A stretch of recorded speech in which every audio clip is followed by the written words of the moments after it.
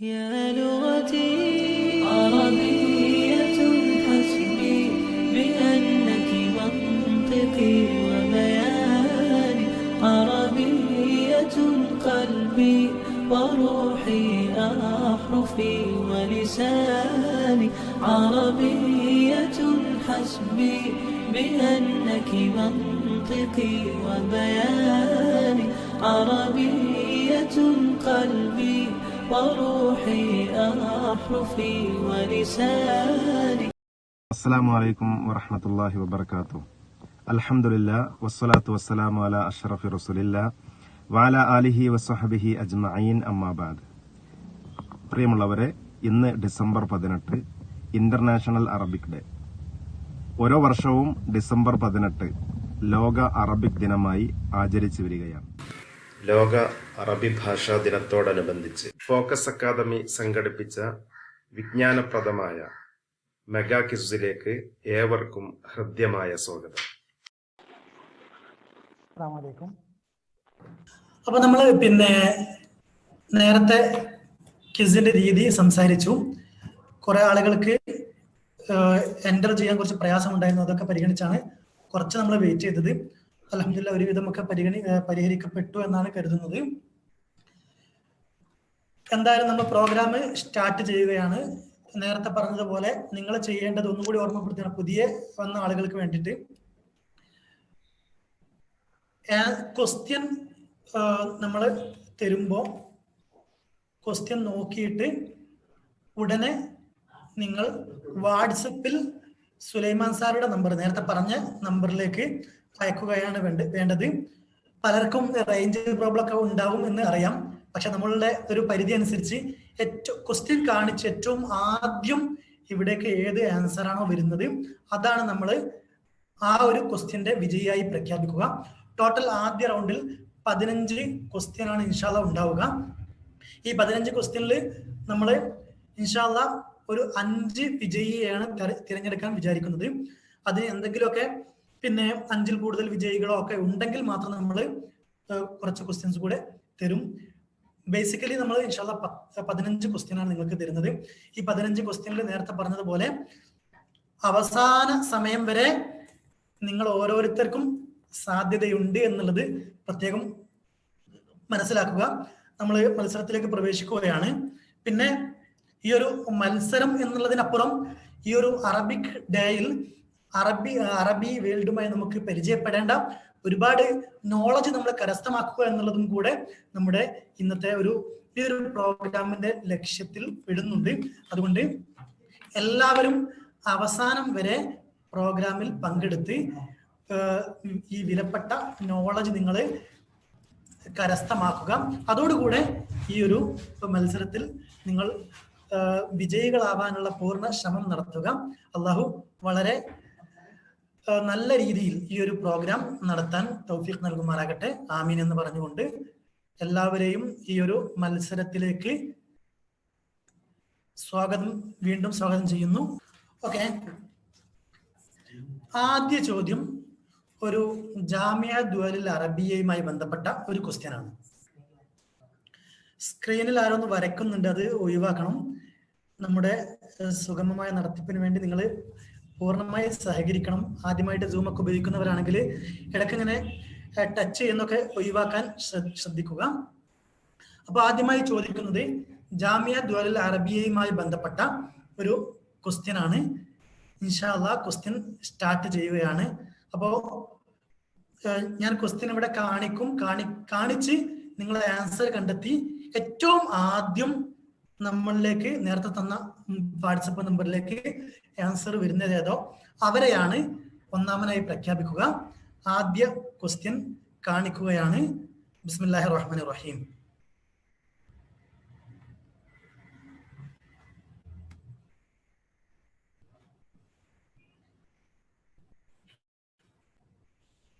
ലോകത്തിലെ ഒരു രാജ്യം, അവിടെ അറബി ഒഫീഷ്യൽ ഭാഷയാണ്, പക്ഷെ ജാമിയ ദുവലുൽ അറബിയയിൽ പെട്ടതല്ല.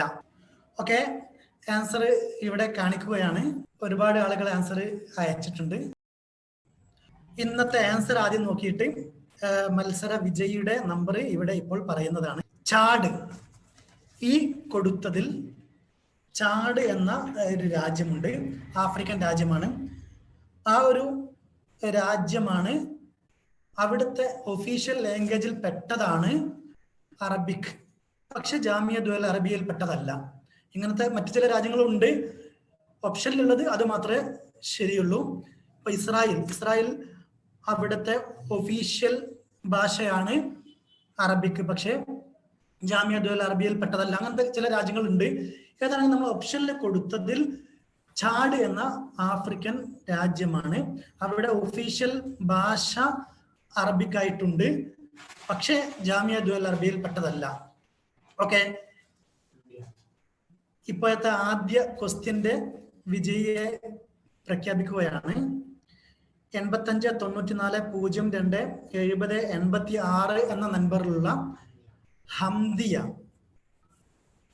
ഹംദിയ എന്ന പാർട്ടിസിപ്പന്റിനാണ് ആദ്യ ക്വസ്റ്റ്യനില് വിജയി. രണ്ടാമത്തെ ക്വസ്റ്റ്യൻ മലിക് ഫൈസൽ അവാർഡിനെ കുറിച്ചാണ്. മലിക് ഫൈസൽ അവാർഡ് നമുക്കറിയാം, സൗദി അറേബ്യ തുടങ്ങിയ ഒരു അവാർഡാണല്ലോ. ആ ഒരു അവാർഡ് ലോകത്ത് ഇസ്ലാമിക പ്രബോധനത്തിനും ഒക്കെ ഒരുപാട് സംഭാവനകൾ നൽകിയ ആളുകൾക്കാണ് നൽകി വരുന്നത്. അതിനെക്കുറിച്ചുള്ള ഒരു ചോദ്യമാണ്. ഓക്കെ, നമ്മൾ ആൻസറിലേക്ക് പോവുകയാണ്. ചോദ്യം മനസ്സിലായിട്ടുണ്ടാവുമെന്ന് കരുതുന്നു.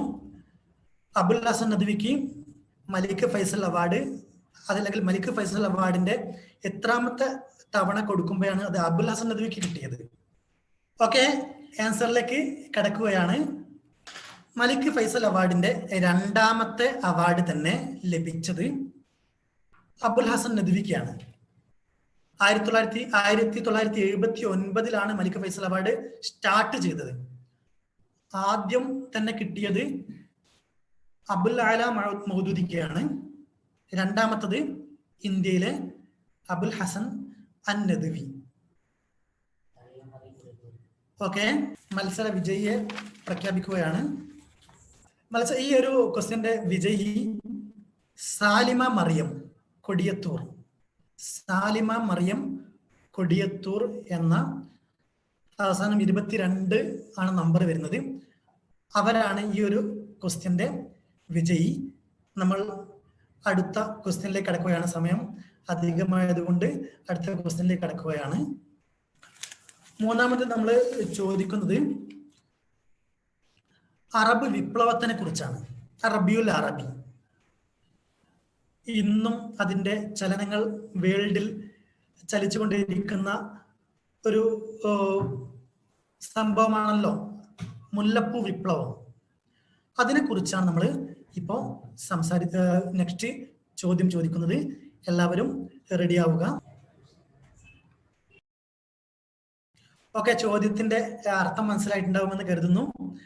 നമ്മളെല്ലാവരും അറബിക്കാരായതുകൊണ്ട് പിന്നെ അർത്ഥം പറയേണ്ട ആവശ്യമില്ല, എന്നാലും അവസാനം വെറുതെ പറയാണ്. മുല്ലപ്പൂ വിപ്ലവം കാരണത്താൽ അധികാരം നഷ്ടപ്പെട്ട ആദ്യ ഭരണാധികാരി ആരാണെന്നാണ് ഇവിടെ ചോദിച്ചത്. ഓക്കെ, 4 ഓപ്ഷൻ ഉണ്ടല്ലോ. സാലിഹുൽ യമനി ഉണ്ട്, സൈനുൽ ആബിദീൻ ഇബ്നു അലി, ഹുസ്നി മുബാറക്, മുഅമ്മറുൽ ഖദ്ദാഫി. ആൻസറിലേക്ക് പ്രവേശിക്കാം. ഓക്കെ, നമ്മൾ കഴിയുന്നതും വേഗത്തിലാക്കാൻ ശ്രമിക്കുന്നുണ്ട്. പിന്നെ അതിൽ വാട്സപ്പ് മെസ്സേജ് ആണ് അങ്ങനെ വന്നുകൊണ്ടിരിക്കുമ്പോൾ ഉള്ളൊരു സമയ പ്രശ്നമാണ് വരുന്നത്. ഈ മുല്ലപ്പൂ വിപ്ലവം സ്റ്റാർട്ട് ചെയ്ത രാജ്യമായ ട്യൂണീഷ്യ, ആ ട്യൂണീഷ്യയിലെ ഭരണാധികാരിക്ക് തന്നെയാണ് ആദ്യ ഭരണം നഷ്ടപ്പെട്ടത്. അതിന്റെ ശേഷം പിന്നെ നമുക്കറിയാം ഈജിപ്തിലെ ഹുസ്നി മുബാറക്ക് നഷ്ടപ്പെട്ടു, മുഅമ്മറുൽ ഖദ്ദാഫി, ലിബിയയിലെ മുഅമ്മറുൽ ഖദ്ദാഫി കൊല്ലപ്പെട്ടു. അങ്ങനെ അതൊക്കെ പിന്നീട് ഉണ്ടായതാണ്. എന്നാൽ ഈ ഒരു മുല്ലപ്പൂ വിപ്ലവം തുടങ്ങിയത് ട്യൂണീഷ്യയിലാണല്ലോ. ആ ട്യൂണീഷ്യയിൽ മുല്ലപ്പൂ വിപ്ലവം തുടങ്ങി. അങ്ങനെ അവിടെയുള്ള ഭരണാധികാരിക്ക് തന്നെയാണ് ആദ്യമായിട്ട് ഭരണം നഷ്ടപ്പെട്ടത്. നമുക്കറിയാം സൗറാത്തുൽ അറബിയ അല്ലെങ്കിൽ റബീഉൽ അറബി അല്ലെങ്കിൽ സൗറാത്തുൽ റബീഉൽ അറബി എന്നൊക്കെ പേരുണ്ട്. ഇത് 2010, 2011 തുടങ്ങിയത്. നെക്സ്റ്റ് PSCക്ക് ചോദിക്കാൻ സാധ്യതയുണ്ട്. റബീഉൽ അറബി ഏത് വർഷത്തിലാണ് തുടങ്ങിയത്? 2010 അവസാനത്തിൽ, 2010 ഡിസംബർ കാലഘട്ടത്തിലാണ് തുടങ്ങിയത്. 2011 അത് അറേബ്യൻ പല രാജ്യത്തും അത് വ്യാപിച്ചു. അങ്ങനെ ടുണീഷ്യയിൽ നിന്ന് തുടങ്ങി അങ്ങനെ ഒരുപാട് സംഭവങ്ങൾ ഉണ്ടായി. സൈനുൽ ആബിദീൻ എന്ന അവിടുത്തെ പിന്നെ ഭരണാധികാരിക്ക് അധികാരം നഷ്ടപ്പെട്ടു. ഓക്കെ, വിജയിയെ പ്രഖ്യാപിക്കുകയാണ്. മുഹമ്മദ് അസ്ഹർ മലപ്പുറം, അദ്ദേഹത്തിനാണ് മൂന്നാമത്തെ ക്വസ്റ്റ്യനിൽ അദ്ദേഹത്തിനെയാണ് വിജയിയായി തിരഞ്ഞെടുക്കപ്പെട്ടത്. ആദ്യമായിട്ട് അദ്ദേഹമാണ് ആൻസർ അയച്ചത്. നമ്മൾ അടുത്ത ക്വസ്റ്റ്യനിലേക്ക് കടക്കുകയാണ്.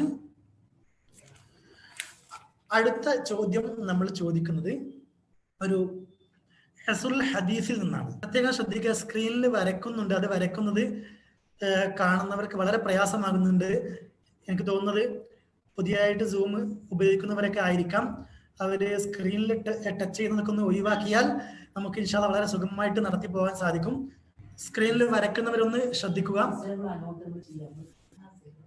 ഓക്കെ, നമ്മൾ അടുത്ത ക്വസ്റ്റ്യനിലേക്ക് പ്രവേശിക്കുകയാണ്. അപ്പൊ ഞാൻ പറഞ്ഞ മോഡേൺ അറബിക്കിലെ ഒരു ക്വസ്റ്റ്യൻ ആണ്. ഏറ്റവും കൂടുതൽ PSCക്കാവട്ടെ കാറ്ററ്റിനാവട്ടെ എല്ലാ എക്സാമിനും വരുന്ന ഒരു ഏരിയയാണ് അസ്റുൽ ഹദീസ്. അപ്പൊ അസ്റുൽ ഹദീസിൽ നിന്നാണ് നമ്മൾ ചോദിക്കാൻ പോകുന്നത്. അഹമ്മദ് ഷൗക്കിയാണ് അമീർ ഷുഅറ എന്ന് നമുക്കറിയാം. അദ്ദേഹത്തിന് അമീർ ഷുഅറ എന്ന പേര് ലഭിച്ച വർഷമാണ് ഇവിടെ ചോദിച്ചത്. ഓക്കെ, നമുക്ക് ആൻസറിലേക്ക് കടക്കാം. നമുക്കറിയാം അമീർ ഷുഅറ എന്ന പേര് ലഭിച്ചത് അഹമ്മദ് ഷൗക്കിക്കാണ്. അദ്ദേഹത്തിന് ആ പേര് നൽകിയത് ഹാഫിൽ ഇബ്രാഹിം ആണ്. ഈജിപ്തിൽ നടന്ന വലിയൊരു പ്രോഗ്രാമിലാണ് അദ്ദേഹത്തിന് ആ ഒരു പേര് നൽകിയതെന്ന് നമുക്കറിയാം. ഏത് വർഷത്തിലാണെന്ന് ചോദിച്ചാൽ 1927 അമീർ ഷുഅറ എന്ന പേര് അഹമ്മദ് ഷൗക്കിക്ക് ലഭിച്ചത്. 1932 അദ്ദേഹവും ഹാഫിൽ ഇബ്രാഹിമും ഒക്കെ വഫാത്താവുന്നുണ്ടെന്ന് നമുക്കറിയാം. അതിന്റെ ഒരു 5 വർഷം മുൻപാണ് അമീർ ഷുഅറ എന്ന് അഹമ്മദ് ഷൗക്കിക്ക് പേര് ലഭിച്ചത്. ഈ ഒരു ചോദ്യത്തിന്റെ വിജയിയായി തിരഞ്ഞെടുക്കപ്പെട്ടത് ഫൈറൂസ് മലപ്പുറമാണ്. ഈ ഒരു ക്വസ്റ്റ്യന്റെ വിജയിയായിട്ട് തിരഞ്ഞെടുക്കപ്പെട്ടത്. ഓക്കെ, ഇൻഷാ അല്ലാഹ് അടുത്ത ക്വസ്റ്റ്യനിലേക്ക് പ്രവേശിക്കുകയാണ്. 5ാമത്തെ ക്വസ്റ്റ്യൻ നമ്മൾ ഒരു കേരള അദബുമായി ബന്ധപ്പെട്ട ഒരു ചോദ്യമാണ്. ഞാൻ നേരത്തെ സൂചിപ്പിച്ചു, ഈ ഒരു പ്രോഗ്രാമിലൂടെ മറ്റൊരു ലക്ഷ്യമുള്ളത് ഒരു പങ്കെടുക്കുന്ന എല്ലാവർക്കും ഇതിനെക്കുറിച്ച് ഒരു അദബുൽ അറബിയെ കുറിച്ച് ഒരു ബേസിക് നോളജ് എന്തായാലും ലഭിക്കണമെന്ന ഒരു താല്പര്യം കൂടെ നമുക്ക് ഈ ഒരു പ്രോഗ്രാമിലൂടെ ഉണ്ട്. നമ്മൾ അടുത്ത ചോദ്യം ചോദിക്കുന്നത് കേരള അദബുൽ അറബിയുമായി ബന്ധപ്പെട്ട ഒരു ചോദ്യമാണ്. സുലൈമാൻ സാർ സൂചിപ്പിച്ചതുപോലെ ഹുസൈൻ ബോൾട്ടുമായിട്ട് ഉള്ള ഓട്ട മത്സരത്തിന് പോലെ സെക്കൻഡുകളെ കൊണ്ടാണ് ഓരോരുത്തർ ആൻസർ അയക്കുന്നത്. നെക്സ്റ്റ് ക്വസ്റ്റ്യനിലേക്ക് പ്രവേശിക്കുകയാണ്. ഓക്കെ, ചോദ്യം എല്ലാവർക്കും മനസ്സിലായിട്ടുണ്ടാവുമെന്ന് കരുതുന്നു. കേരളത്തിലെ അറബി കവിതയിൽ ഖർനുൽ ഇശ്രീൻ 20ാം നൂറ്റാണ്ടിൽ ഒരു തജ്ദീദ് പുതുമ കൊണ്ടുവന്ന ആദ്യ വ്യക്തി ആരാണ്? ഓക്കെ, നമ്മൾ ആൻസറിലേക്ക് പോവുകയാണ്.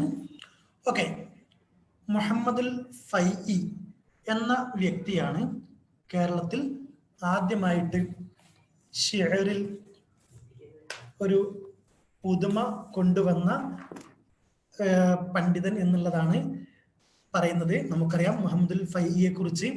അദ്ദേഹം ഈ ഒരു 20ാം നൂറ്റാണ്ടിന്റെ തുടക്കത്തിൽ കേരളത്തിൽ ജനിക്കുകയും ഒരുപാട് കവിതകളും 1901 അദ്ദേഹം ജനിക്കുന്നത്. എന്നിട്ട് 1942 തന്നെ വഫാത്തായി. വളരെ ചുരുങ്ങിയ ഒരു കാലഘട്ടത്തിലാണ് അദ്ദേഹം ജീവിക്കുന്നത്. അദ്ദേഹം മദ്രാസിലൊക്കെ പഠിച്ച് ജമാലിയയിലും ഒക്കെ പഠിച്ചു. ബാക്കിയ വായക്കാട് ദാറുൽ ഉലൂമിലൊക്കെ പഠിച്ച് അവിടുത്തെ വിജ്ഞാനങ്ങളൊക്കെ ഇവിടെ ഷെയർ ചെയ്ത് പ്രത്യേകിച്ച് ഷിഅറിൽ വലിയ മാറ്റങ്ങൾ കൊണ്ടുവന്ന ഒരു വ്യക്തിയാണ് മുഹമ്മദുൽ ഫൈഇ. ഈ ഒരു മത്സരത്തിന്റെ വിജയിയെ പ്രഖ്യാപിക്കുകയാണ്. ബഷീർ മണ്ണാർക്കാട് എന്ന വ്യക്തിയാണ് ഈ ഒരു ക്വസ്റ്റ്യന് ആൻസർ ചെയ്തിട്ടുള്ളത്. അപ്പൊ നമ്മൾ നെക്സ്റ്റ് ക്വസ്റ്റ്യനിലേക്ക് കടക്കുകയാണ്. അടുത്ത ചോദ്യം നമുക്കെല്ലാവർക്കും കേട്ട് പരിചയമുള്ള ഒരു ചോദ്യം തന്നെയാണ്. ലുഗത്തുൽ ലാദ് എന്നാൽ ഏത് ഭാഷയാണെന്ന് നമുക്കറിയാം. ഇന്നിപ്പോ ലുഗത്തുൽ ലാദ് ഏതാണെന്ന് പങ്കെടുക്കുന്നവരോട് ചോദിക്കുന്നത് തന്നെ ഒരു ഫാൾട്ടാണെന്ന് എനിക്കറിയാം. അതുകൊണ്ട് അത് ചോദിക്കുന്നില്ല. ലുഗത്തുൽ ലാദ് എന്നാൽ അറബിക് ഭാഷയാണല്ലോ. അറബിക്കിൽ മാത്രം ഉള്ള ഒരു അക്ഷരമാണ് ലുഗത്തുൽ ലാദ്. അതുപോലെ അറബിക്കിൽ മാത്രമുള്ള ചില അക്ഷരങ്ങൾ മറ്റു ചിലതുമുണ്ട്. അതിന് ലാദ് എന്ന് പറയുമ്പോൾ കൂടുതലൊരു എക്സ്പ്രഷൻ ഒക്കെ വേണ്ടിയത് കൊണ്ടാണ് ലുഗത്തുൽ ലാദ് എന്ന് അറബിക്കിനെ അറിയപ്പെടുന്നത് നമുക്കറിയാം. എന്നാൽ അതിനെക്കുറിച്ച് നമ്മളൊരു ചോദ്യത്തിലേക്ക് പ്രവേശിക്കുകയാണ്. വബിഹിം ഫഖ്റു കുല്ലി മൻ നതഖല്ലാദ് വഅഊദുൽ ജാനി വഅഗൗസുൽ ത്വരീദ് എന്ന ലുഗത്തുൽ ലാദിനെ കുറിച്ച് ആദ്യമായി ഒരു കവിത പാടിയത് താഴെ പറയുന്നതിൽ ആര്? വളരെ പ്രശസ്തമായ ഒരു കവിതയാണ്, നമുക്ക് പലരും കേട്ടവരാണ്. ആരാണ് ഈ ഒരു കവിത പാടിയത്? നമ്മൾ ആൻസറിലേക്ക് പോവുകയാണ്. ഇതിന്റെ ആൻസർ വരുന്നത് മുത്തനബ്ബിയാണ്. മുത്തനബ്ബിയാണ് വബിഹിം ഫഖ്റു കുല്ലി മൻ നതഖല്ലാദ്. അതായത് അദ്ദേഹത്തിന്റെ കബീലയെ കുറിച്ച് സംസാരിക്കുക, കുടുംബത്തിനെ കുറിച്ച് സംസാരിക്കുകയാണ്. വബിഹിം, ഈ ഒരു അദ്ദേഹത്തിന്റെ കബീലയെ കൊണ്ടാണ് ഫഖ്റു, ഒരു ഫഖ്ർ നടിക്കാൻ കഴിയുന്നത്. കുല്ലി മൻ നതഖല്ലാദ്, അറബി സംസാരിക്കുന്ന എല്ലാവർക്കും ഒരു ഫഖ്ർ നടിക്കാൻ കഴിയുന്നത് അദ്ദേഹത്തിന്റെ കബീലയെ കൊണ്ടാണ്. അതുപോലെ വഅഊദുൽ ജാനി, ഒരാള് അക്രമം പ്രവർത്തിച്ച് അദ്ദേഹത്തിനെ തിരിച്ച് ആക്രമിക്കപ്പെടും എന്ന് കരുതി ഭയപ്പെട്ട് ജീവിക്കുമ്പോൾ ഒരു അഭയകേന്ദ്രം, അതുപോലെ ഗൗസു ത്വരീദ്, പേടിച്ച് ഒരു അഭയമില്ലാതെ ഓടുന്നവനൊരു സഹായി, എല്ലാം ഇദ്ദേഹത്തിന്റെ കബീലയാണ് എന്നിങ്ങനെ പറഞ്ഞു വരികയാണ് മുത്തനബി. ഓക്കെ, അപ്പൊ നമ്മള് ഈ ലുഗത്തുൽ ലാദ് എന്ന് അറബിക്കിന് ആദ്യമായിട്ടൊരു കവിതയിലൂടെ പറഞ്ഞത് മുത്തനബിയാണ്. അതുപോലെ അഹമ്മദ് ഷൗക്കി ബൂസൂരി ഒക്കെയാണ് മറ്റ് ഈ ലുഗത്തുൽ ലാദ് എന്ന് വ്യക്തമായിട്ട് അറബിക്ക് പറയുമെന്ന് അവരുടെ ഗ്രന്ഥങ്ങളിൽ കൊടുത്തത് പിന്നെ അഹമ്മദ് ഷൗക്കി ബൂസൂരിയാണ്. പിന്നെ അതിന്റെ ശേഷമുള്ള എല്ലാവരും കൊടുക്കുന്നുണ്ട്. എന്താണെങ്കിലും ആദ്യമായിട്ട് ഒരു ഇങ്ങനെ പറഞ്ഞത് മുത്തനബിയാണ്. അതിന്റെ ശേഷം എല്ലാവരും അത് ഉപയോഗിച്ചു വന്നു. ഇതിന്റെ മത്സര വിജയി വീണ്ടും തൊട്ട് മുൻപ് കിട്ടിയ ഫൈറൂസ് മലപ്പുറമാണ് ഈ ഒരു ചോദ്യത്തിലും വിജയിയായി വന്നത്. ഓക്കെ, നമ്മൾ 7ാമത്തെ ക്വസ്റ്റ്യനിലേക്ക് പോവുകയാണ്. നമുക്കറിയാം, ലോകത്തുള്ള പ്രധാനപ്പെട്ട ഭാഷകൾക്കൊക്കെ ഓരോ ദിവസങ്ങൾ നിശ്ചയിക്കപ്പെട്ടിട്ടുണ്ടല്ലോ. അതില് ഇന്നിപ്പോ അറബിക് ഡേ എന്നാണ് നിശ്ചയിക്കപ്പെട്ടതെന്ന് ചോദിക്കേണ്ട ആവശ്യമില്ലല്ലോ അല്ലേ? നമ്മൾ ഇന്ന് ആ ദിവസത്തിലാണുള്ളത്. എന്നാൽ UN അംഗീകരിച്ച ഭാഷ ആയതുകൊണ്ട് ആ അംഗീകരിച്ച ഒരു ഡേ ഓർമ്മിച്ചുകൊണ്ടാണ് 2019 ഇങ്ങനെ നമ്മൾ ഒരു അറബിക് ഡേ ആയിട്ട് ആചരിച്ചു വരുന്നത്. UN അറബി അംഗീകരിച്ചു, അങ്ങനെ ഒരു അറബിക് ഡേ ആചരിക്കാനും UN തീരുമാനിച്ചു. അങ്ങനെ ലോകം മുഴുവനും ഇന്ന് അറബി ഡേ ആയിട്ട് ഈ ഒരു ഡിസംബർ 18 ആചരിക്കുന്നു. അറബിക് അല്ലാത്ത മറ്റ് ചില രാജ്യങ്ങളും മറ്റ് ഭാഷകളും UN ഉണ്ടല്ലോ, അല്ലെങ്കിൽ UN അംഗീകരിക്കപ്പെട്ട ഭാഷയുണ്ടല്ലോ. ആകെ 6 ഭാഷയാണുള്ളത്. 6 ഭാഷ ഏതാണെന്ന് പല സ്ഥലത്തും ചോദിക്കാൻ സാധ്യതയുണ്ട്. അറബിക് കഴിഞ്ഞാൽ പിന്നെ ചൈനീസ് ഭാഷയാണ് ലോകത്ത് ഏറ്റവും കൂടുതൽ സംസാരിക്കുന്ന ചൈനീസ് ഭാഷ. പിന്നെ ഇംഗ്ലീഷ് ഭാഷ, ഫ്രഞ്ച് ഭാഷ, Russian, Spanish. Okay, Arabic, Chinese, English, French, Russian, Spanish എന്നീ 6 ഭാഷകളാണ് UN ഒഫീഷ്യലി ഭാഷയായിട്ട് ഇന്നും അംഗീകരിക്കപ്പെട്ടത്. അതിൽ 6ാമത്തതായിട്ടാണ് അറബിക് അംഗീകരിക്കപ്പെട്ടത് ഡിസംബർ 18. എല്ലാം 1973 എല്ലാ ഭാഷയും അംഗീകരിച്ചു. അതിൽ ഡിസംബർ 18 അവസാനമായിട്ടാണ് അറബിക് അംഗീകരിക്കുന്നത്. എന്നാൽ നെക്സ്റ്റ് ക്വസ്റ്റ്യൻ നമുക്ക് നോക്കാം. ഈ ഒരു 6 ഭാഷയിൽപ്പെട്ട ഒരു ഭാഷയെ കുറിച്ചാണ് ചോദിക്കുന്നത്. എല്ലാവരും റെഡി ആവുക.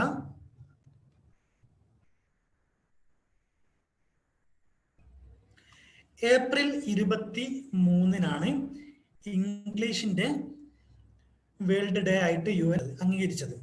കുറെ ആളുകൾക്ക് ഇങ്ങനെ ചാറ്റ് ബോക്സിൽ ടൈപ്പ് ചെയ്യാൻ മുട്ടുണ്ടെന്ന് തോന്നുന്നു. അതുകൊണ്ട് ഒരു ചോദ്യം ചോദിച്ചിട്ട് നിങ്ങൾക്ക് മത്സരത്തിൽ പെടാത്തൊരു ചോദ്യമാണ്, നിങ്ങൾ ചാറ്റ് ബോക്സിൽ അയക്കാവുന്നതാണ്. ഈ 6 ഭാഷയിൽ ലോകത്ത് ഏറ്റവും കൂടുതൽ സംസാരിക്കപ്പെടുന്ന ഭാഷ ഏത്?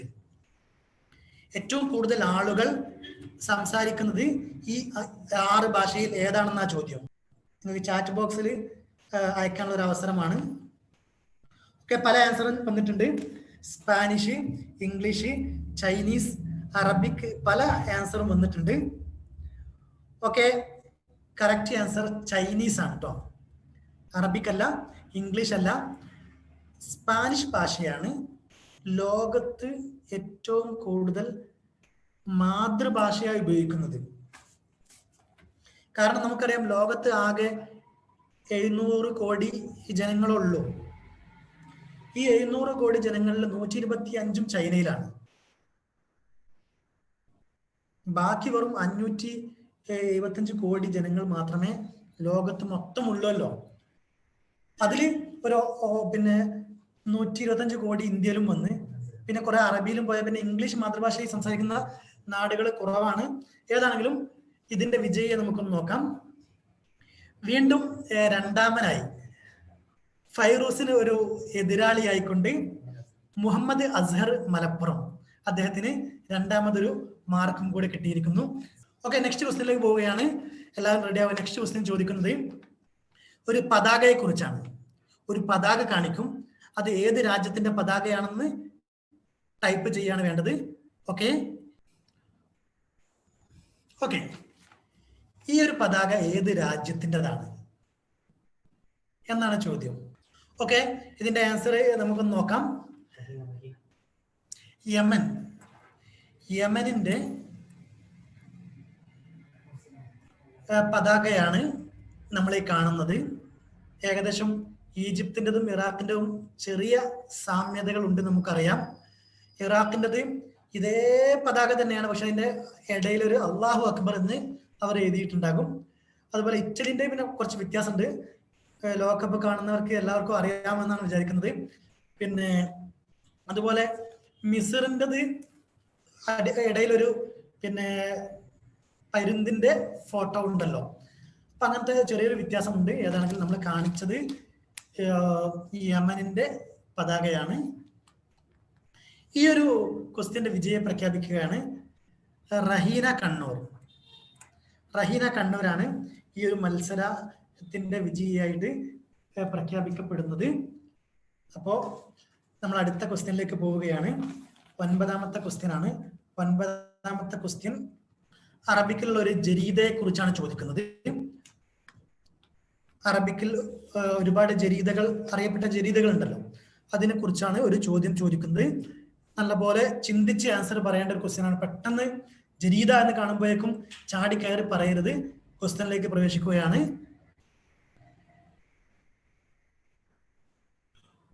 ഓക്കെ, നമുക്ക് ആൻസറിലേക്ക് ഒന്ന് നോക്കാം.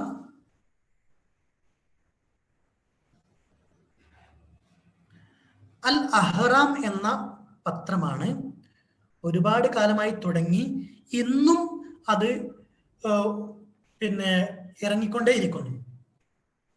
അങ്ങനത്തെ ഒരു പത്രം അഹ്റാമാണ്. ചോദ്യം പ്രത്യേകം ശ്രദ്ധിക്കണം.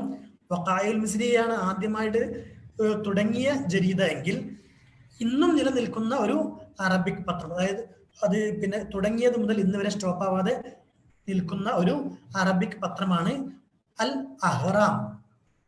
മലയാളത്തിലൊക്കെ അങ്ങനെ ഉണ്ടല്ലോ, നമുക്കറിയാം. പിന്നെ മലയാളത്തിൽ ഇന്നും നിലനിൽക്കുന്ന ആദ്യം തുടങ്ങിയ പേപ്പർ ഏതാണെന്ന് ചോദിച്ചാൽ നിങ്ങൾ എന്താ ആൻസർ പറയാം? ഓക്കെ, ദീപികയാണ് അല്ലേ. മലയാള മനോരമ തൊട്ടടുത്ത വർഷം തുടങ്ങിയാണ്. ഒരു ലക്കി കുറവ് കൊണ്ട് അവർക്ക് ആ ഒരു അവസരം നഷ്ടപ്പെട്ടു. ദീപികയാണ് ഇന്നും നിലനിൽക്കുന്നതിൽ ഏറ്റവും മുൻപത്തെ പത്രം. എന്നാൽ ഈ ദീപികനേക്കാൾ മുൻപ്, ഒരുപാട് മുൻപ് തുടങ്ങിയ ഒരുപാട് പേപ്പറുകൾ ഉണ്ട്. ഓക്കെ, ഇതിന്റെ മത്സര വിജയിയെ പ്രഖ്യാപിക്കുകയാണ്. ഹാഷിന. ഹാഷിന എന്ന വ്യക്തിയാണ് ഈ ഒരു 9ാമത്തെ ക്വസ്റ്റ്യന്റെ വിജയിയായിട്ട് പ്രഖ്യാപിക്കപ്പെട്ടത്. അടുത്ത ക്വസ്റ്റ്യൻ ഒരു മോഡേൺ അറബിക്കുമായി ബന്ധപ്പെട്ടതാണ്. മോഡേൺ അറബിക്കിൽ ഒരു ട്രാൻസ്ലേഷനുമായി ബന്ധപ്പെട്ട ഒരു ഗ്രന്ഥമാണ് നമുക്ക് ചോദിക്കാനുള്ളത്. ഔലാദു ഹാറത്തിന എന്ന ഗ്രന്ഥം മലയാളത്തിലേക്ക് ആദ്യമായി ട്രാൻസ്ലേഷൻ ചെയ്തതായിരുന്നു? ഓക്കെ, നമ്മൾ ആൻസറിലേക്ക് പോവുകയാണ്. ഷംനാദ്. കേരള യൂണിവേഴ്സിറ്റിയിലെ പ്രൊഫസർ ഡോക്ടർ ഷംനാദ് ആണ് ഔലാദു ഹാറത്തിന എന്ന ഗ്രന്ഥം മലയാളത്തിലേക്ക് ഇപ്പോൾ ട്രാൻസ്ലേഷൻ ചെയ്ത് കഴിഞ്ഞത്. നമ്മൾ ക്ലാസ്സിലൊക്കെ സൂചിപ്പിച്ചിരുന്നു. നമ്മൾ ഒരു 2-3 കൊല്ലം മുൻപൊക്കെ PSC കേട്ടിട്ടൊക്കെ എഴുതുകയാണെങ്കിൽ ആകെ ഒരു 2-3 ട്രാൻസ്ലേഷൻ പഠിച്ചാൽ മതിയായിരുന്നു. ട്രാൻസ്ലേഷൻ വർക്കുകളെ കുറിച്ചുള്ള പഠനം ആകെ ഒരു മുഹിദ്ദീൻ ആലുവായിന്റെ ഒരു ചെമ്മീന് അറബിയിലേക്ക് ട്രാൻസ്ലേഷൻ ചെയ്തതും അതുപോലെ വീണപ്പൂ ട്രാൻസ്ലേറ്റ് ചെയ്തൊക്കെ പഠിച്ചാൽ മതിയായിരുന്നു. പക്ഷെ ഇങ്ങനെ ഓരോ വർഷം കഴിയും തോറും ട്രാൻസ്ലേഷന്റെ എണ്ണം കൂടിക്കൊണ്ടിരിക്കുകയാണ്. ഈ ഡോക്ടർ ഷംനാദ് തന്നെ ഇപ്പോ ഈ ഔലാദു ഹാറത്തിന എന്നുള്ളത് 7ാമത്തെ ബുക്കാണ് മലയാളത്തിലേക്ക് ട്രാൻസ്ലേഷൻ ചെയ്യുന്നത്. അതുപോലെ നമുക്കറിയാം കുറെ വാഫികളൊക്കെ മലയാളത്തിൽ നിന്ന് അറബിയിലേക്ക് ട്രാൻസ്ലേഷൻ ചെയ്തിട്ടുണ്ട്. അപ്പൊ അതൊക്കെ നമ്മൾ ഓരോ വർഷം PSC കിട്ടാതെ ഇങ്ങനെ വൈകും തോറും നമുക്ക് പഠിക്കാനുള്ളത് കൂടിക്കൊണ്ടേയിരിക്കുന്നുള്ള പ്രത്യേകം ശ്രദ്ധിക്കുക. അപ്പോ ഔലാദു ഹാറത്തിന എന്ന ഗ്രന്ഥം ഡോക്ടർ ഷംനാദ് ആണ് ട്രാൻസ്ലേഷൻ ചെയ്തത്. അതിന്റെ വിജയി ഹംദിയ കൊട്ടശ്ശേരി. ഇൻഷാല്ലാ നമുക്ക് അടുത്ത ക്വസ്റ്റ്യനിലേക്ക് കിടക്കാം. അടുത്ത ക്വസ്റ്റ്യൻ ഖുർആനുമായി ബന്ധപ്പെട്ട ഒരു ക്വസ്റ്റ്യൻ ആണ്. ഖുർആനിലെ അക്ഷരങ്ങളുമായി ബന്ധപ്പെട്ട ഒരു ക്വസ്റ്റ്യൻ ആണ് നമ്മൾ ചോദിക്കാൻ പോകുന്നത്. എല്ലാവരും റെഡിയായി നിൽക്കുക. അദദുൽ ഹുറൂഫില്ലത്തി ലാ തൂജദു ഫീ സൂറത്തുൽ ഫാത്തിഹ. സൂറത്തുൽ ഫാത്തിഹയിൽ ഇല്ലാത്ത അക്ഷരങ്ങൾ ഏത്? എത്ര? സൂറത്തുൽ ഫാത്തിഹയിൽ ഇല്ലാത്ത അക്ഷരങ്ങൾ എത്ര? ഫാത്തിഹയിൽ ആകെ ഇല്ലാത്ത അക്ഷരങ്ങൾ എത്രയാണെന്നുള്ള ചോദ്യം. നമുക്ക് ആൻസർ നോക്കാം. 7, അതായത് അറബിക്കിൽ 28 അല്ലെങ്കിൽ 29, അഭിപ്രായ വ്യത്യാസമുണ്ട്. എത്ര അക്ഷരങ്ങളാണെങ്കിലും 28 ആണെങ്കിലും 29 അക്ഷരങ്ങളാണെങ്കിലും ആ 29 അക്ഷരങ്ങളിൽ അല്ലെങ്കിൽ 28 അക്ഷരങ്ങളിൽ ഫാത്തിഹയിൽ ഇല്ലാത്ത അക്ഷരങ്ങൾ എത്രയാണെന്നാണ് ചോദ്യം. 7 അക്ഷരങ്ങൾ ഫാത്തിഹയിൽ ഇല്ലാത്തതുണ്ട്. ഏതൊക്കെയാണ് ആ അക്ഷരങ്ങൾ നോക്കാം. സാ എന്ന അക്ഷരം ഫാത്തിഹയിൽ ഉണ്ടോ എന്ന് ചെക്ക് ചെയ്ത് നോക്കി. ജീം, ഖാ, സാ, ഷീൻ, ളാ, ഫാ. ഈ 7 അക്ഷരങ്ങൾ ഫാത്തിഹയിൽ ഇല്ല. അടുത്ത ക്വസ്റ്റ്യൻ അസുൽ അബ്ബാസിയുമായി ബന്ധപ്പെട്ട ഒരു ക്വസ്റ്റ്യൻ ആണ്.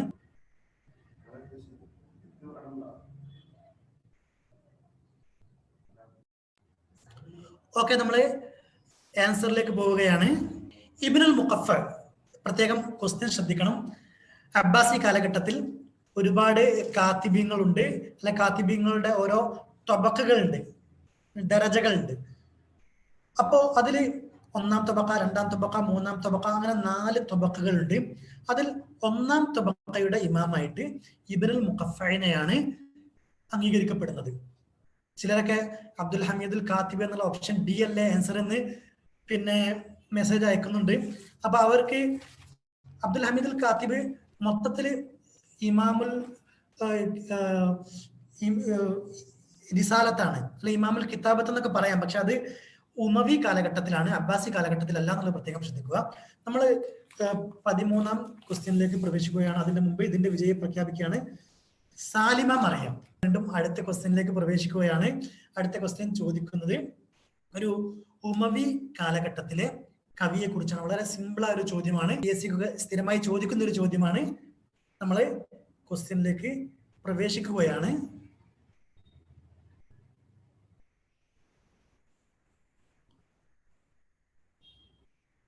അപ്പൊ നമ്മള് ഇതിന്റെ ആൻസറിലേക്ക് പ്രവേശിക്കാം. ഖൈസ് ഇബ്നു റരീഹ് എന്ന ഉമവി കാലഘട്ടത്തിലെ അല്ലെങ്കിൽ അമവി കാലഘട്ടത്തിലെ ഒരു ഷായറാണ്. അദ്ദേഹം അലി റളിയല്ലാഹുവിന്റെ മകനായ ഹുസൈൻ റളിയല്ലാഹുവിനോട് കൂടെ ഒരേ മാതാവിൽ നിന്നും മുല കുടിച്ച ഒരു വ്യക്തിയാണ് എന്നുള്ളത് പ്രത്യേകം ശ്രദ്ധിക്കുക. PSCക്ക് ഒരുപാട് ചോദ്യങ്ങൾ വരാറുണ്ട്. ഇദ്ദേഹത്തിന്റെ മഹബൂബത്ത് ആരാണെന്നൊക്കെ ചോദിക്കാറുണ്ട്. ഇതുപോലെ തന്നെ ഖൈസ് ഇബ്നുൽ മലൂഹ് എന്ന് പറഞ്ഞ മറ്റൊരു വ്യക്തിയുണ്ട്, നമുക്കറിയാം. അതാണ് പിന്നെ മജ്നൂനുൽ ലൈല എന്നറിയപ്പെടുന്നത്. അതാണ് ഇത് മജ്നൂനുൽ ലുബ്ന എന്നൊക്കെ അറിയപ്പെടുന്നുണ്ടല്ലോ. ഓക്കെ, നമുക്ക് ഇനി 14ാമത്തെ ക്വസ്റ്റ്യനിലേക്ക് കിടക്കാം. ശക്തമായ പോരാട്ടം നടന്നുകൊണ്ടിരിക്കുകയാണ്. അടുത്തത് നഹ്വുമായി ബന്ധപ്പെട്ട ഒരു ക്വസ്റ്റ്യൻ ആണ്. പ്രത്യേകം ശ്രദ്ധിക്കുക.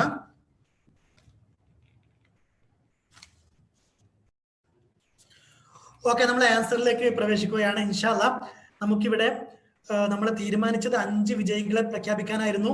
അപ്പൊ 5 വിജയികൾക്ക് നമ്മൾ നല്ലൊരു പ്രോത്സാഹന സമ്മാനം ഉണ്ടാകും. അതോടുകൂടെ ഇൻഷാ അല്ലാ ഒരു 5ഉം സമന്മാരായതുകൊണ്ട് 1 മാർക്ക് കിട്ടിയ എല്ലാവർക്കും ഒരു പ്രോത്സാഹന സമ്മാനം നമ്മൾ നൽകുന്നതാണ്. അതുകൊണ്ട് ഇനിയും നിങ്ങൾക്ക് ഒരു പ്രോത്സാഹന സമ്മാനത്തിന് എല്ലാവർക്കും അവസരമുണ്ട് എന്ന് അറിയിക്കുകയാണ്. ഇതിന്റെ ആൻസർ ഹഖായിബ. നമുക്ക് ഡീറ്റെയിൽ ആയിട്ട് അദദും അതുപോലെ ഗൈറു മുൻസരിഫും രണ്ടും കൂടെ പഠിക്കുമ്പോൾ നമുക്ക് പഠിക്കാനുള്ളതാണ്. എന്തായാലും ഹഖായിബ് എന്നുള്ളത് മുലാഫിലേഹി ആണല്ലോ, മുലാഫിലേഹി ആണ്. അതോടുകൂടെ ഇവിടെ ഗൈറു മുൻസരിഫ് ആയതുകൊണ്ട് ഹഖായിബ എന്ന് ഫത്ഹയെ വായിക്കാൻ പറ്റുകയുള്ളൂ. ഹഖായിബി എന്നോ ഹഖായിബിൻ എന്ന് പറയാൻ പറ്റുകയില്ല. ഗൈറു മുൻസരിഫിന് നമ്മൾ ഫോക്കസിൽ ഡീറ്റെയിൽ ക്ലാസ് ഒക്കെ കഴിഞ്ഞതാണ്. അപ്പോ നിങ്ങളെല്ലാവരും നിർബന്ധമായി പഠിക്കേണ്ട ഒരു ഏരിയയാണ് ഹഖായിബ്. ഇതിന്റെ വിജയിയെ നമ്മൾ പ്രഖ്യാപിക്കുകയാണ്. അർഫാദ് ആനക്കയം. ഇതൊക്കെ മില്ലി സെക്കൻഡുകൾക്കാണ് ഇവിടെ ഒരാളെ കടത്തി വെട്ടി മറ്റൊരാൾ ഫസ്റ്റിൽ എത്തുന്നത്. ഞാൻ നേരത്തെ പറഞ്ഞതുപോലെ പിന്നെ നമ്മളെ ജമൈക്കയുടെ താരമുണ്ടല്ലോ, അദ്ദേഹത്തിനെ പോലെ മില്ലി സെക്കൻഡുകൾക്കാണ് ഓരോരുത്തരും മുന്നിലെത്തുന്നത്. ഉസൈൻ ബോൾട്ടിന്റെ പോലെ ആ ഒരു മില്ലി സെക്കൻഡാണിത്. ഒരാൾ ആൻസർ കഴിഞ്ഞ തൊട്ടടുത്ത് തന്നെ ഓരോ ആളുകളും ഉണ്ട്. എല്ലാവർക്കും അഭിനന്ദനം അറിയിക്കുകയാണ്. എന്താണെങ്കിലും ഇൻഷാ അല്ലാഹ് നമ്മൾ 15ാമത്തെ ക്വസ്റ്റ്യൻ, ഏറ്റവും അവസാനത്തെ ക്വസ്റ്റ്യൻ ആണ്. നമ്മൾ ഇനിയും കുറച്ച് ക്വസ്റ്റ്യൻ കൂടി ഉണ്ടാക്കി വെച്ചിരുന്നു, അത് നമുക്ക് ഇന്ന് ഉപയോഗിക്കാൻ ആവശ്യം ഉണ്ടാവില്ല എന്നാണ് കരുതുന്നത്. എന്താണെങ്കിലും അവസാന ക്വസ്റ്റ്യൻ നമ്മൾ ചോദിക്കുന്നത് ഒരു തുടങ്ങിയോട് തന്നെ അവസാനിക്കണമല്ലോ. നമ്മള് ദൗലൽ അറബിയെ കുറിച്ചാണ്. നമുക്ക് തിരിച്ചു വരാം. ഓക്കെ, അപ്പൊ അവസാനത്തെ ചോദ്യമാണ്. നമുക്ക് ആൻസറിലേക്ക് ഒന്ന് നോക്കാം. ക്വസ്റ്റ്യന്റെ ആൻസർ അർത്ഥം മനസ്സിലായിട്ടുണ്ടാവുമെന്ന് കരുതുന്നു. താമസിക്കുന്നവരുടെ എണ്ണത്തിനെ പരിഗണിച്ച് ഏറ്റവും കൂടുതലുള്ള രാജ്യം മിസ്റാണല്ലോ. അറേബ്യൻ രാജ്യങ്ങളിൽ ഏറ്റവും കൂടുതൽ ആളുകൾ താമസിക്കുന്നത് മിസ്റിലാണ്. എന്നാൽ അതിന്റെ രണ്ടാമതായിട്ട് ആളുകളുടെ എണ്ണം നോക്കുകയാണ്, അറേബ്യൻ രാജ്യത്തിൽ എണ്ണം നോക്കുകയാണെങ്കിൽ ഓപ്ഷൻ സി സുഡാൻ. അൽഹംദുലില്ലാ, നമ്മൾ 5 ആളുകളിൽ കൂടുതൽ ഈ പിന്നെ വിജയികൾ ഉണ്ടാവുകയാണെങ്കിൽ 2 ക്വസ്റ്റ്യനും കൂടി, അല്ലെങ്കിൽ എത്രയാണോ മത്സരം പ്രഖ്യാപിക്കപ്പെടുന്നവരെ ഉണ്ടാവണമെന്ന് നമ്മൾ കരുതിയിരുന്നു. എന്താണെങ്കിലും 5 ഒന്നാം സ്ഥാനക്കാരും 5 പ്രോത്സാഹന സമ്മാനത്തിന് അർഹരും നമ്മുടെ കൂടെ ഉണ്ടായി. എല്ലാവർക്കും, പങ്കെടുത്ത എല്ലാവർക്കും അഭിനന്ദനങ്ങൾ അറിയിക്കുകയാണ്. നിങ്ങളുടെ വിലപ്പെട്ട അഭിപ്രായങ്ങൾ ചാറ്റ് ബോക്സിൽ അറിയിക്കണം. ഈ ഒരു 5 ആൾക്കാർ ഓരോ മിനിറ്റ് ഒന്ന് സംസാരിച്ചിട്ടേ പോകാൻ പറ്റുള്ളൂ എന്ന് ആദ്യമായിട്ട് അറിയിക്കുകയാണ്. നിങ്ങളുടെ ഒരു വിലപ്പെട്ട അഭിപ്രായങ്ങൾ നമ്മളുടെ ഒരു ഊർജ്ജമാണല്ലോ. പിന്നെ പ്രത്യേകിച്ച് നമ്മൾ ഫോക്കസ് അക്കാദമിയെ കുറിച്ച് നമ്മൾ പറയുകയാണെങ്കിൽ പിന്നെ നമ്മൾ ഈ ഒരു സ്ഥാപനം, ഇതിന്റെ കൊടുക്കുന്ന ക്ലാസ്സും അതിന്റെ ഫീയും ഒക്കെ എല്ലാവർക്കും അറിയുന്നവരെ, കൂടുതലും ഇതിൽ ക്ലാസ്സിൽ പങ്കെടുക്കുന്നവർ തന്നെ ഒരുപാട് ആളുകളുണ്ട്. നിങ്ങൾക്കറിയാം, ഒരു കാലഘട്ടത്തിന്റെ ആവശ്യം അതാണ് ഫോക്കസ് അക്കാദമി എന്ന് മാത്രം അറിയിച്ചുകൊണ്ട് നമ്മൾ ഇൻഷാ അല്ലാഹ് കേരളത്തിലുള്ള എല്ലാവർക്കും നമ്മുടെ ഫോക്കസിന്റെ ഒരു ഫലം ലഭിക്കണം എന്ന രൂപത്തിലാണ് ഇത്രയും ചെറിയ രൂപത്തിൽ പിന്നെ നമ്മൾ ഈ ഒരു കോഴ്സ് കൊടുക്കുന്നത്. ഇൻഷാ അല്ലാഹ് വരുന്ന ഒരു കാലഘട്ടത്തിൽ അറബിക്കുമായി ബന്ധപ്പെട്ട എല്ലാം ലഭിക്കുന്ന ഒരു അക്കാദമിയായി ഫോക്കസ് അക്കാദമി ഉയർത്താൻ നമ്മൾ വിചാരിക്കുന്നുണ്ട്. അല്ലാഹു തൗഫീഖ് നൽകുമാറാകട്ടെ. അസ്സലാമു അലൈക്കും വറഹ്മത്തുള്ളാഹി വബറകാതുഹു. يا لغتي عربية حسبي بأنك منطقي وبياني عربية قلبي وروحي أحرفي ولساني عربية حسبي بأنك منطقي وبياني عربية قلبي وروحي أحرفي ولساني